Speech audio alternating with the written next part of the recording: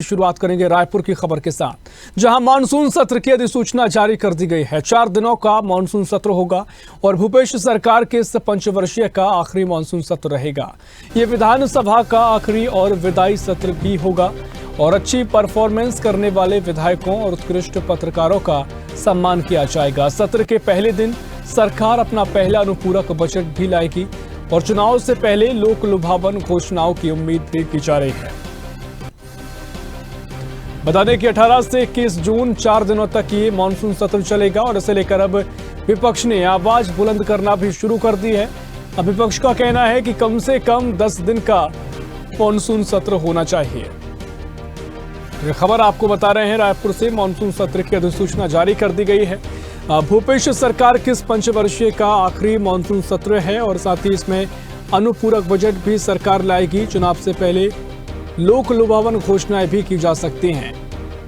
तो ये खबर, ये मानसून सत्र कई मायनों में अपने आप में बेहद महत्वपूर्ण है। चुनाव के पहले का सत्र है, इस सरकार के कार्यकाल का आखिरी सत्र है और साथ ही चुनाव से पहले लोक लुभावन घोषणाओं की उम्मीद भी की जा सकती है। 18 से 21 जून 4 दिनों का ये समय रहेगा जब मानसून सत्र रहेगा।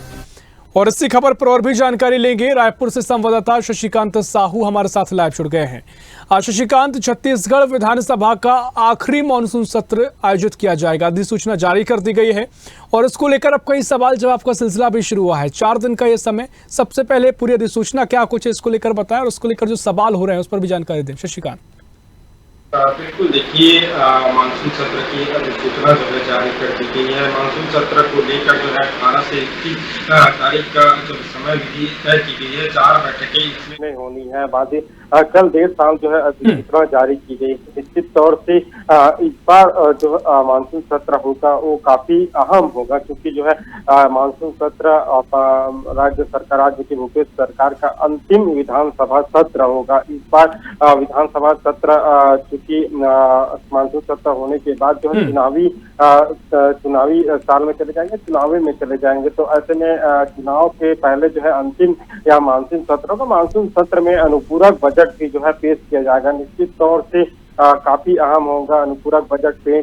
कई ऐसे लोक लुभावन वादे भी, इसके अलावा कई घोषणाएं भी कर सकते हैं, क्योंकि हमने देखा कि बजट सत्र में कई घोषणाएं जो है मुख्यमंत्री भूपेश बघेल द्वारा की गई है। सभी धान खरीदी की बात की जाए तो 15 से 20 क्विंटल जो है धान खरीदी की इस बार करने वाली है। वही इस बार जो है मानसून सत्र के अनुपूरक बजट में जो है कई जो घोषणा है, कई वादे भी जो है किए जा सकते हैं। हालांकि जो है जो मानसून सत्र है उन्हें 4 दिन के बजाय 10 दिन जो है करने के 10 दिन तक जो है बुलाने का मांग जो है भाजपा के द्वारा, विपक्ष के द्वारा किया जा रहा है। नेता प्रतिपक्ष नारायण चंदेल ने साफ तौर पर कहा है कि जो मानसून सत्र है कम से कम 10 दिन का होना चाहिए, चूंकि कई ऐसे मुद्दे होते हैं, सभी विधानसभा क्षेत्रों के मुद्दे होते हैं, वो विधानसभा में नहीं रख पाते हैं। तो उन्हें पर्याप्त समय जो है अपनी समस्याओं को रखने के लिए दिया जाना चाहिए। इसके अलावा कई ज्वलंत मुद्दे हैं,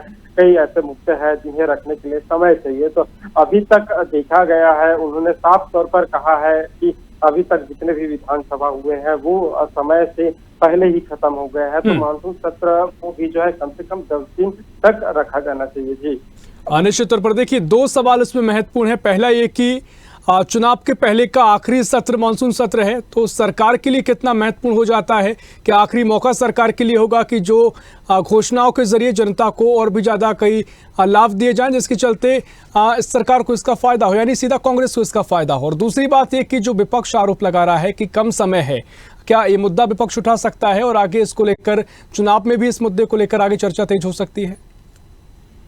बिल्कुल, देखिए निश्चित तौर से जैसे जिस प्रकार से विपक्ष मानसून सत्र को काफी छोटा बता रहा है, इससे पहले भी देखा था कि बजट सत्र जो है जो समय विधि तय की थी उस समय विधि से पहले भी जो है सत्रवासन हो गए थे। तो इस बार भी जो है मानसून सत्र बुलाया गया है। अंतिम जो है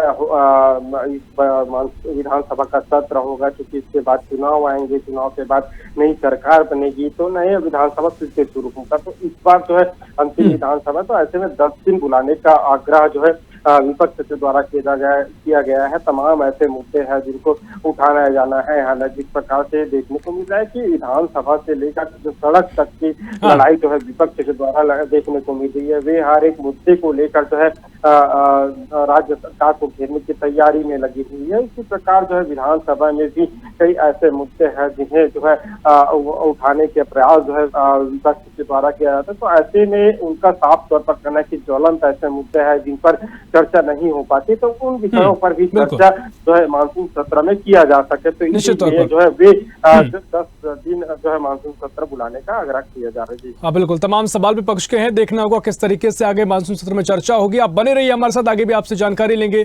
तो ये खबर आपको बता रहे हैं जहां मानसून सत्र की अधिसूचना जारी कर दी गई है और 4 दिन का इसका समय रहेगा जब मानसून सत्र चलेगा।